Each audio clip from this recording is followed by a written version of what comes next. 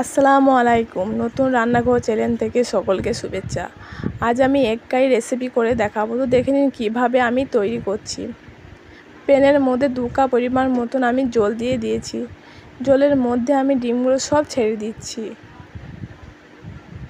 এবার অল্প পরিমাণ মতন আমি লবণ দিয়ে দিচ্ছি যাতে ডিমগুলো ফেটে না যায়। তো এবার আমি ঢাকনা দিয়ে ঢেকে দিচ্ছি, 5 মিনিটের জন্য অপেক্ষা করব। তো দেখুন ডিমগুলো আমার সেদ্ধ হয়ে গেছে। এবার আমি ডিমগুলো সব নামিয়ে নিচ্ছি। একটি পাত্রের মধ্যে ঠান্ডা জল নিয়েছি, তার মধ্যে আমি একে একে ডিমগুলো সব ছেড়ে দিচ্ছি।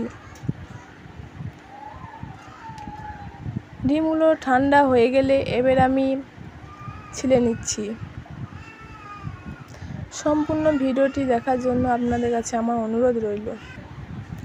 তো ডিমগুলোকে আমি চাকুর সাহায্যে চিড়ে নিচ্ছি।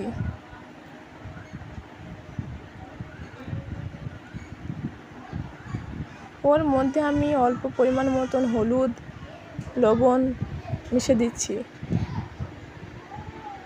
এবার আমি প্যানের মধ্যে সাদা তেল দিয়ে দিচ্ছি।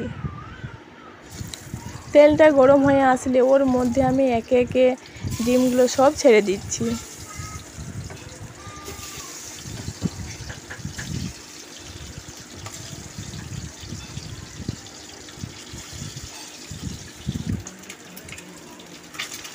ডিমগুলোকে আমি ভালো করে নাড়াচাড়া করে নিচ্ছি।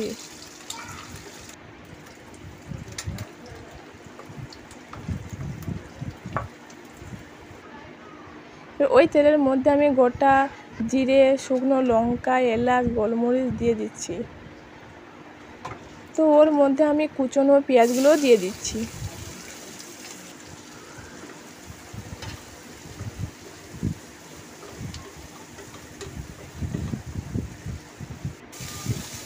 যেমন পেঁয়াজগুলো আমার ভাজা হয়ে গেছে,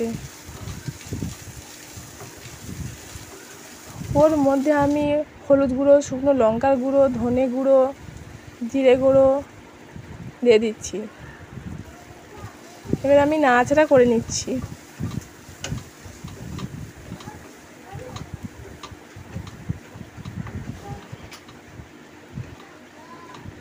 তো ওর মধ্যে আমি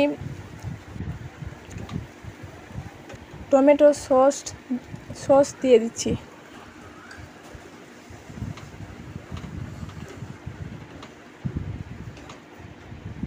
রান্নাটা যদি ভালো লাগে শেয়ার কমেন্ট করতে ভুলবেন না। তো দেখুন আমার কষা হয়ে যাচ্ছে।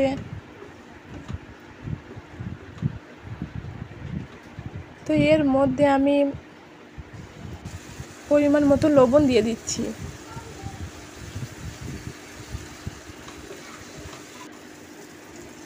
এবার আমি 1 কাপ পরিমাণ মতন আমি জল দিয়ে দিচ্ছি। জলটা ফোটার জন্য আমি অপেক্ষা করব। তো ঢাকনা দিয়ে ঢেকে দিচ্ছি।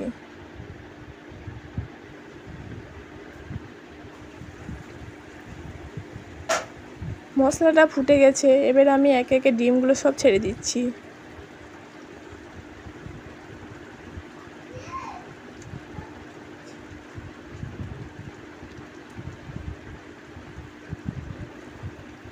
হালকা করে নাড়াচাড়া করে নিচ্ছি।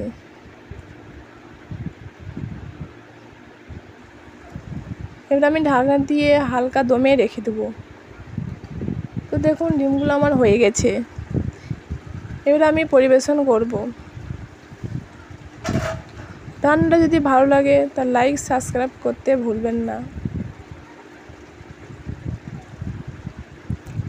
এবার আমি পরিবেশন করব।